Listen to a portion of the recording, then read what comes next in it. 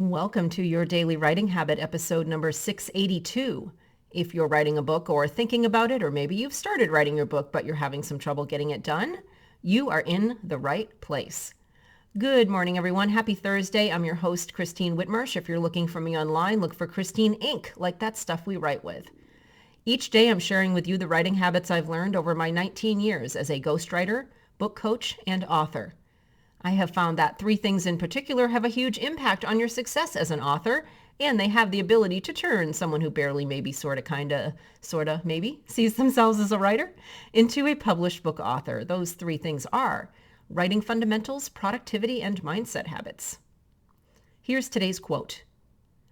Don't be afraid of your fears. They're not there to scare you. They're there to let you know that something is worth it. JoyBell C is the author's name of that.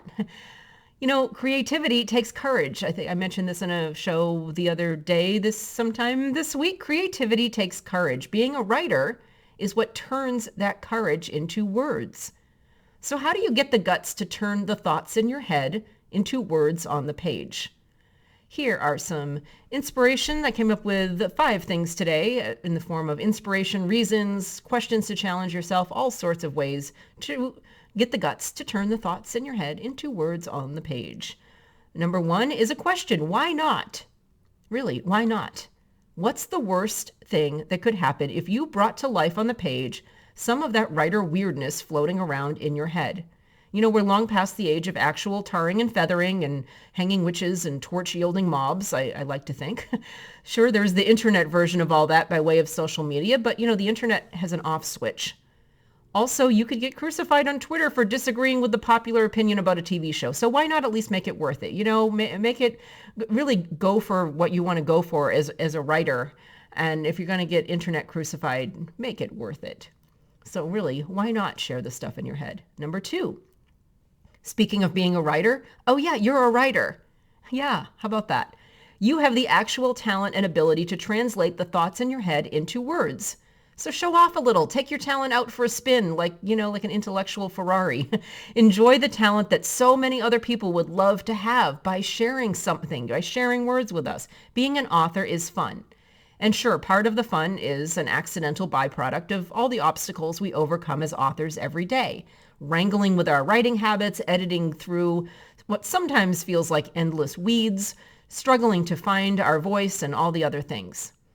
If you don't find a way to take pride in the fact that you know how to overcome those obstacles, because really they're all ongoing challenges, you know, to be proud of yourself for doing hard things. Take pride in all of that. If for no other reason, find the fun, or at least, like the twisted humor, because it is kind of a weird thing that we do, right?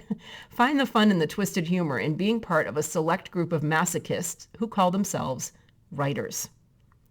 Number 3, there are people out there who will relate to your thoughts no matter how crazy they are. That's the beauty of the human race. It's literally huge. So you have the law of statistics and probability squarely in your corner. Someone, somewhere, will get and maybe even love your ideas, your words, your stories.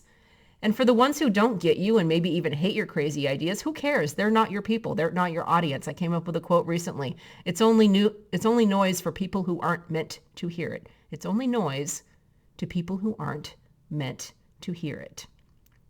Number 4, if your crazy, candid, personal ideas are even overwhelming and confusing to you, then you absolutely must write them down. Even if you don't end up publishing them, just getting all the weirdness in writing will help you sort it all out, make sense of it. And yes, maybe make it a little less internally horrifying. I promise you. Let your ideas see the light of day. Shine a light on the monster in the shadows and make it your friend.